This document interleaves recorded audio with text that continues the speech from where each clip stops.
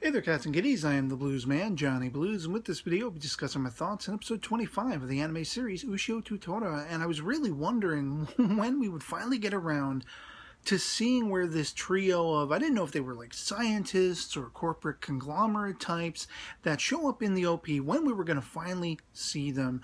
And in this episode, that finally comes to fruition, that finally pays off with the H.A.M.M.R Institute. This institute, it's quite a clever marriage of concepts, science versus the spiritual, where essentially they're trying to use scientific procedures and theorems to understand power and what kind of power they can unleash against H.A.M.M.R. And they're very much, it's almost like a gray area. Are they good? Are they evil? Because they're going after, pointedly, Ushio and the Beast Spear and Tora. And they've even taken into that whole, sort of scooping up Nakamura to hold her hostage so that Ushio has to sort of obey their commands and go along with what they want him to. And that's all quite interesting. It's all absolutely fascinating, especially the fact, one of the aspects I really loved, even though they don't really have enough time to delve into sort of the philosophical and scientific quotient of how, you might perceive the other realm and everything like that, they have, in fact, caught an entire cast of yokai from the world over, all of which are being contained in these sort of prisons. They're hooked up to all these wires and probes and everything like that. They're being experimented on, which is pretty heinous, and Nakamura is rightfully kind of irked about that, to the point where she tries to spirit away this young boy from the, European continent, Baldanders.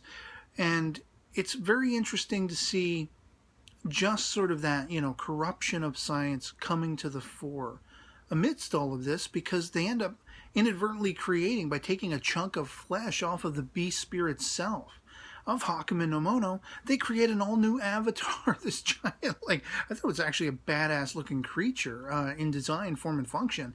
This rock creature that then siphons into itself all of the other, yokai monsters from all over the globe that they have captured, to utilize their multi-purpose powers, from flame throwing to acidic water and all these kinds of things. It has at its command all of their powers and abilities, and they lose themselves to it. So it's very much banking on Tora coming in there as sort of the cavalry by the end of the episode, because Ushio, he only has so much he can affect, so much purpose he can affect. He's taking out a lot of these yokai. But then you have that emotional equivalent of Nakamura saying, hey, this kid saved me, and here is this spirit. Here is this yokai spirit. Baldander's trying to be selfless amidst all of that, and saying, look, kill me because I don't want to harm her. Ushio's kind of stuck between a rock and a hard place. He wants to save the kid. He wants to save everyone else. Nakamura pleading with, these scientists who are all just are they psychotic or what? Are they sleep deprived? The woman with the bug eyes and only the bottom has eyelashes or whatever, and she just does she ever blink? And then you got little Baldy, and then you got the tall guy. It's just what is wrong with them? What the hell? I understand maybe they're trying to come at this from the idea of, the greater good, trying to take down H.A.M.M.R, but they're really going about it the wrong way. You go up and you ask Ushio, the wielder of the Beast Spear, can we work in tandem? You don't force that kid to do that stuff, And to top it off, they're tranking him up the ass, so he's half dead for most of the episode. He does get primeval. He gets primevally ticked off when they are trying to pierce and whittle away at what, went into the construction of the Beast Spear, understandably so. We see him calling back on all those personal memories, G-May and everything like that went into that. And just the look on his face, it was shocking. It was almost terrifying. And I thought in that moment he was going to break free. The Beast Spear was going to he was going to use it against them and escape or whatever. Tora having new abilities once again on display, or I should say an extension of some of what we've seen before. The idea of his fur, his hair being able to be explosive. He can fire them off like darts, and it sets off like a grenade style explosion. He has other abilities where he sends his hair, rather than just him being able to embody the guise of a humanoid or a particular human being, as we saw him doing with Inoue in the previous episode. He can apparently create doppelgangers that just stand around looking pretty, like as he does with Nakamura in this case, who, by the way, nice leg Nakamura, and she's tearing her dress. I digress.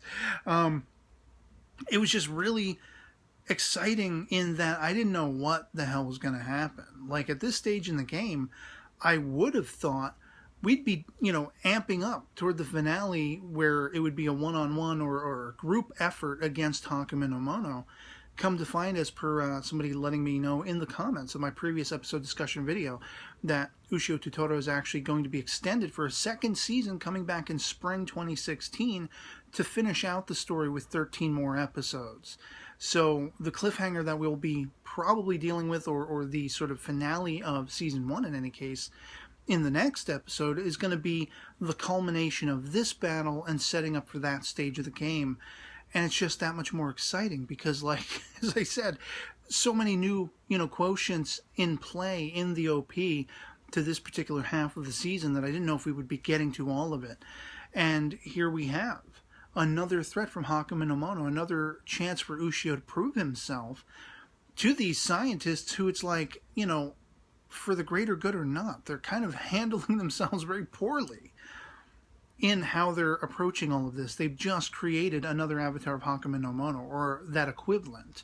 Even if it's not directly linked to the genuine Ha-M.M.R, this thing is thrown down.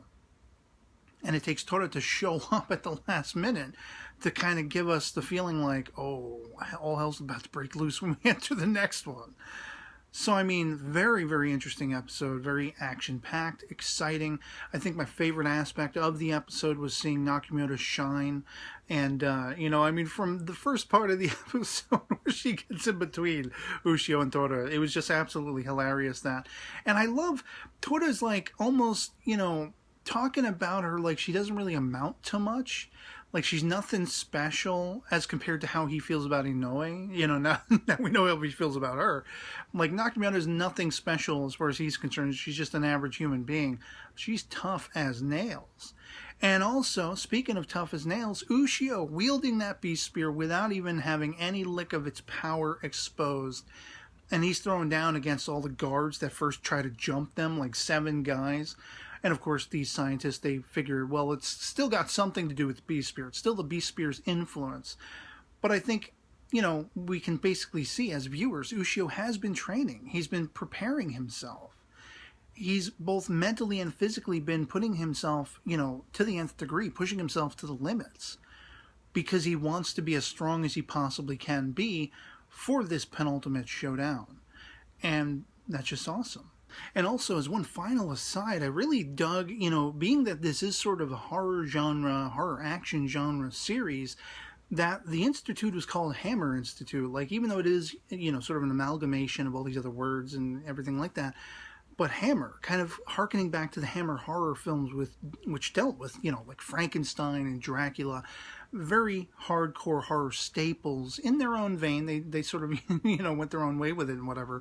But I mean, from having all the women involved in Ushio's life to having yokai and monsters and all that kind of stuff, and especially now with the sort of mad scientist element in this episode, represented by this trio of scientists, I'm wondering if maybe that was an intentional homage, sort of playing off the H.A.M.M.R films, calling it the H.A.M.M.R Institute. I have no idea. I don't know. But yeah, all told, a pretty awesome episode with a lot of things going on that were like surprising and exciting, action-packed. And it just leaves me that much more, with bated breath to see how the finale is going to wrap everything up for now, only to come back next year with another season, which I'm super stoked about. That's going to be the final leg of the journey that we're going to be amping up toward by that point. Presumably with Ushio going after Ha-M.M.R finally, having the confrontation, the long-awaited confrontation with his mother.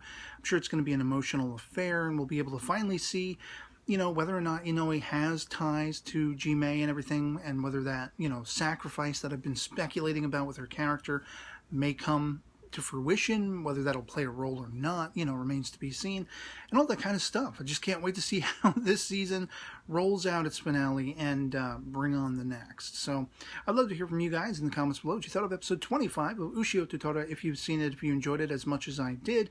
We're excited by the twists and turns and the debut, finally, of these, again, like mad scientists. I mean, you really don't know whether they're really working for the side of good here or if they're all sort of very much misguided in what they're trying to do and accomplish, how they're approaching it, everything like that.